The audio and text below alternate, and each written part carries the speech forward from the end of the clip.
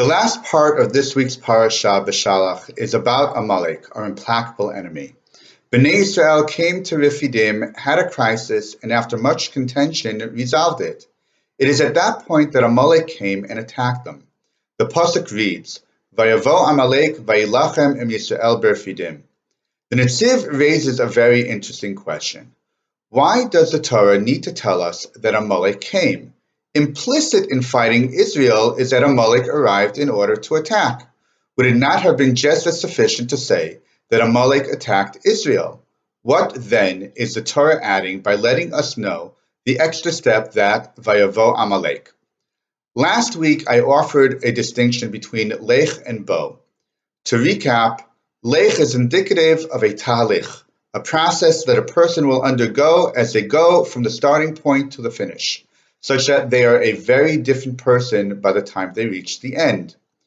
Bo, on the other hand, means that no inner process has occurred that will help change this person. The person is static in their position or situation. Who they are when they started is who they are when they finish.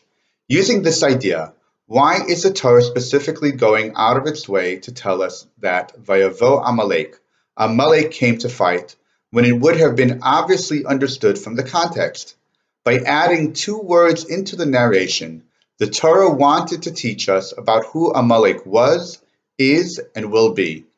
The same Amalek that came to fight is the same Amalek that left, maybe for now defeated, but undeterred and implacable in its goal of destroying Am Yisrael and everything that it stands for.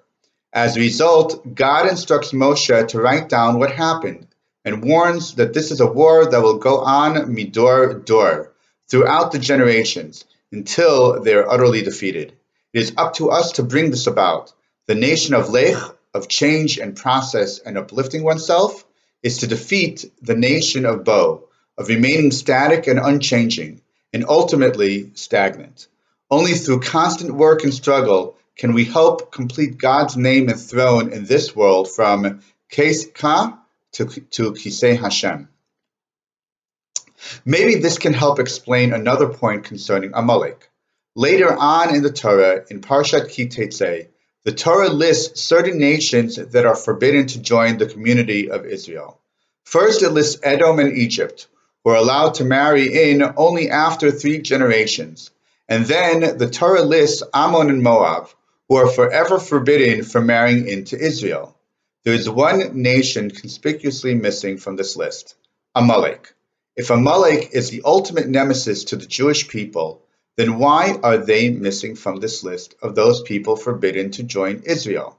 Amalek, as we saw, is a personification of bo, static and unchanging.